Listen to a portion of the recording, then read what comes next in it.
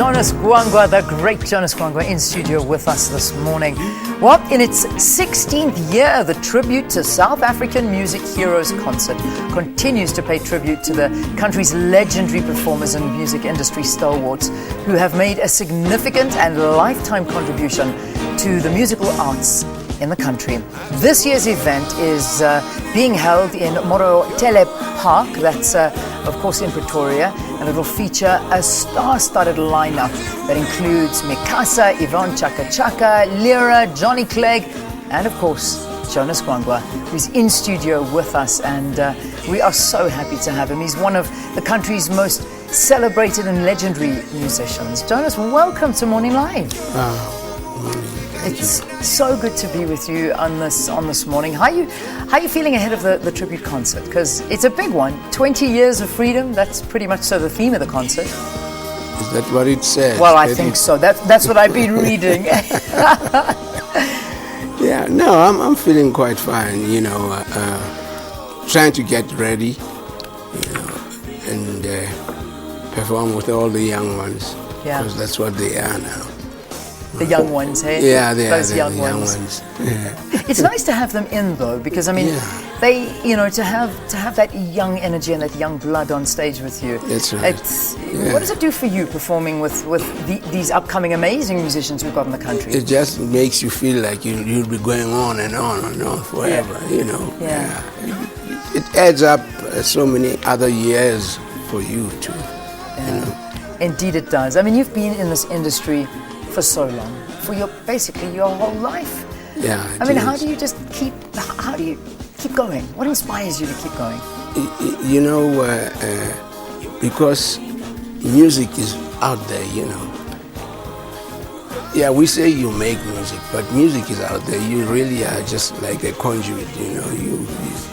You receive and express it, you know, in music. Yeah. So, for as long as it's still there, you know, and we are there, you know. You'll continue to do it. Because it's something that we find in this world, you know, and we'll leave it there, and it's always going to be there, and we will always express it, and it, you know, it belongs to all of us. Yeah, it's just certain people can express it. In that way, and it becomes timeless. Because I mean, your music, I mean, you began in the 1960s and in the United States, and it just grew bigger and bigger and bigger, and you were featured in the Sound of Africa concert at Carnegie Hall. I mean, do you remember that moment? Yeah. A long time ago. Yeah, it's a long time ago, yeah, with Miriam Makeba.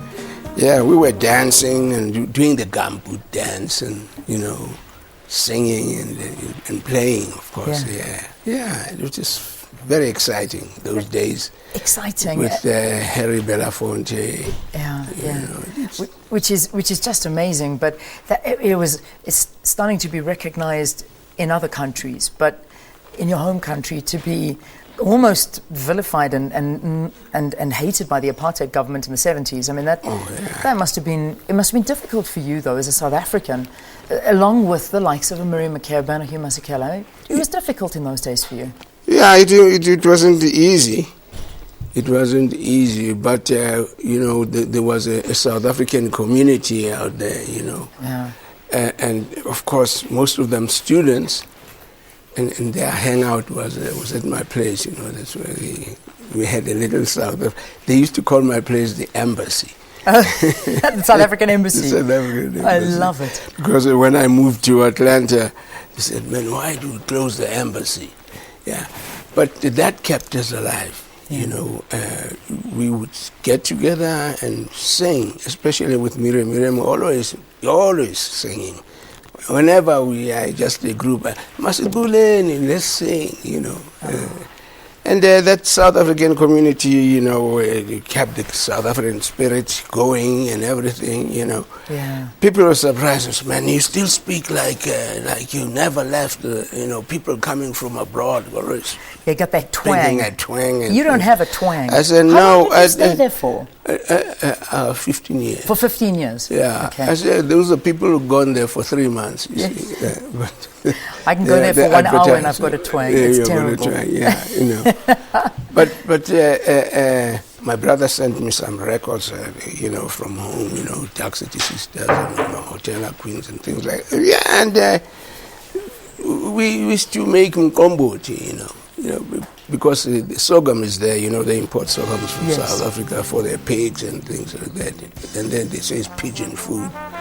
And I would take that, put it in a sack, and wet it a little bit and put it in the basement. Yeah. Then it germinates. It germinates a little bit. You take it, dry it, And you stamp it, and you got yumtombo, you know. And then So you made your little home there. So yeah, You had it going. I mean, yeah, it was just, we had the stamp millies with this milli mill, and you know, we Fantastic. have the South African dues and then Yeah. play the records there. You know. and having your annual parties. But I mean, you know, and I hope South Africans know this, and I don't know if many not many South Africans, I'm talking to the younger generation, because we know this, but I mean, you did so many amazing things there. I mean, while you were away, you composed for the movie of Cry Freedom. You actually performed at the Academy Awards in the 80s. Yeah. And I mean, that is, what an incredible honor to have been there. For you, what did that mean? What was that like in your career? At the time, you know, it was just something so big. I never thought I would ever be on stage in the shrine, you know, performing, because we had to perform Cry Freedom, you know. And I mean, it was like the people, you know, the people around you are the ones that really, you know, make you feel like you're really doing something, you know. You're South African, and you got the Oscars.